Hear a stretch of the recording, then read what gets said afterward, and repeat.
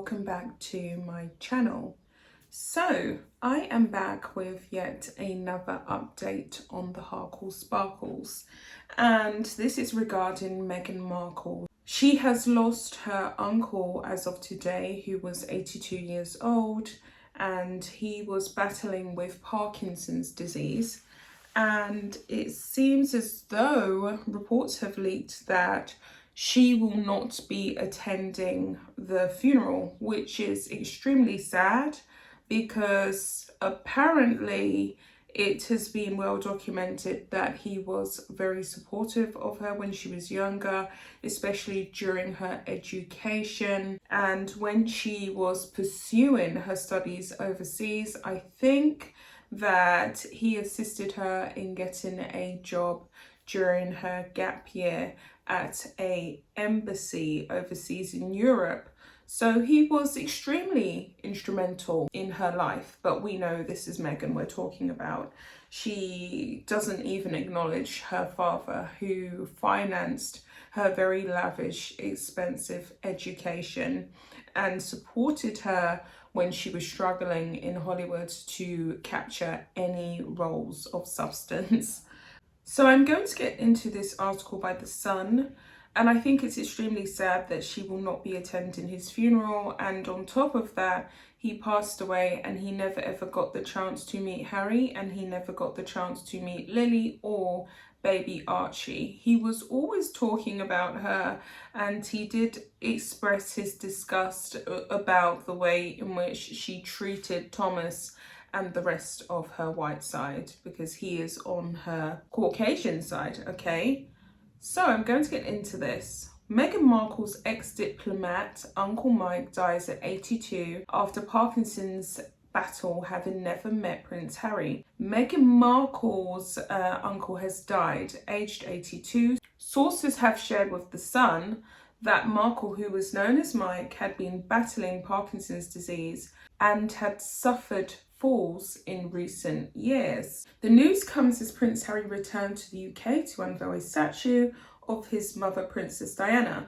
Now, I have seen the new statue that they have unveiled in the grounds of the Sunken Gardens, and I personally am not a fan of the statue. I'm a fan of Diana, and I'm a fan of what she did when she was alive and all the changes that she made and brought to people's lives and to the world as we know it, the way in which we viewed people with HIV and AIDS. But I feel as though the statue looks, I don't know, it just looks very stern, and I just don't like the colour. It has this like beaten, weather-worn down kind of look, and it's just not very flattering. She's surrounded by 3 children, I believe, with the statue. I'm probably going to put a picture here, and I just feel as though it doesn't really do her much justice. That's just my personal thoughts and feelings on it. So it goes on to say, a source said Mike was a lovely, gentle, softly spoken old man. He was always happy to be asked about Meghan, but whenever he spoke to anyone, he mainly wanted to talk about his late wife. He loved her so much. After his wife's passing, Markle is said to have moved from his home in Oregon to be closer to his daughter. There, despite his illness, Mrs. Mike Markle managed to keep his independence while living in a trailer community, sources have said. Now, we know that it is well documented that Meghan Markle doesn't want anything to do with her family, and allegedly she also doesn't want anything to do with her black side either, her African American side, because they're not, you know, upper class, and no one on either side of her family is extremely wealthy. Now, he was basically living in, my understanding of it, a trailer park, and we know that Meghan and Doria had this massive fight last month in the mansion, whereby she basically said that she did not give Lilibet any of Doria's names because they are lower class, and Doria is, you know, Doria's names cannot open doors for her or for Harry or for Lily, even though she claimed that she was a victim of racism, blah, blah, blah, in the UK, and she wanted to leave. it's just really quite sad, isn't it? That's that part of it. Mike was very proud of Meghan, according to a source, and wished he had the opportunity to meet Harry.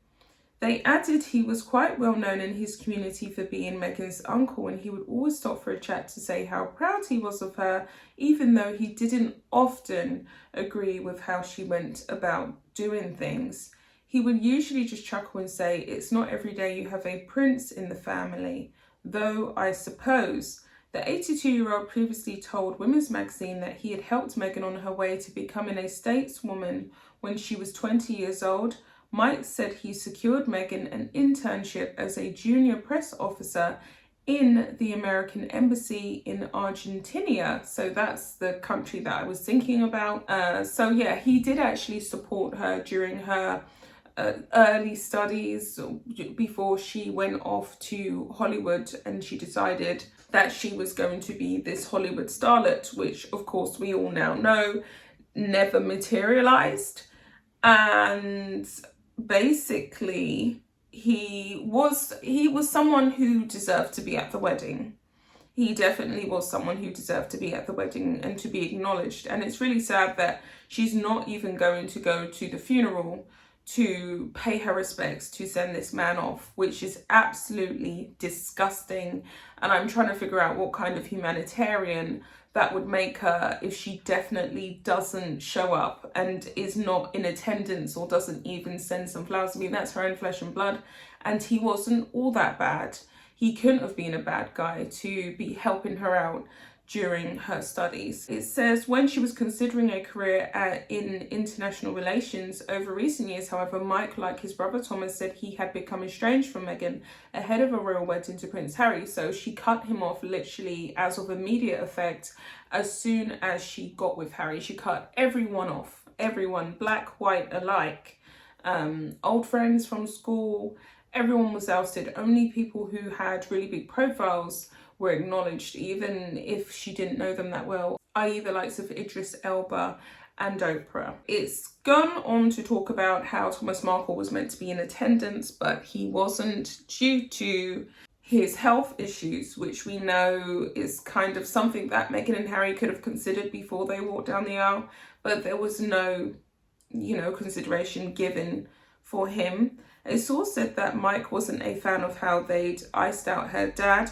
His face often turned a bit dark whenever that was mentioned.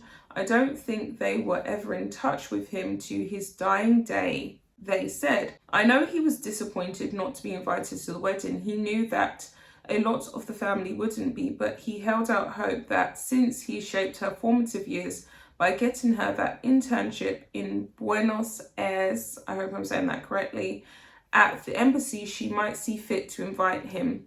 He wasn't well enough to travel even back then, but it would have been nice for him to know he was loved and appreciated by the niece he helped so much when she was just starting out.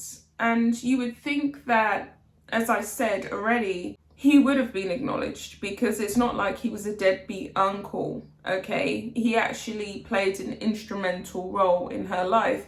And a lot of people have uncles and aunts in their lives who don't do anything for them, and they don't pay any attention to them. So for him to actually step outside of himself and have an impact in her life, I think is a beautiful thing. And I think that with all of Meghan's whining and moaning and complaining, I think the only reason why she's gotten to the point where she is today is because of the love that was bestowed upon her, whether she recognizes it or not, from her father's side, because they were there.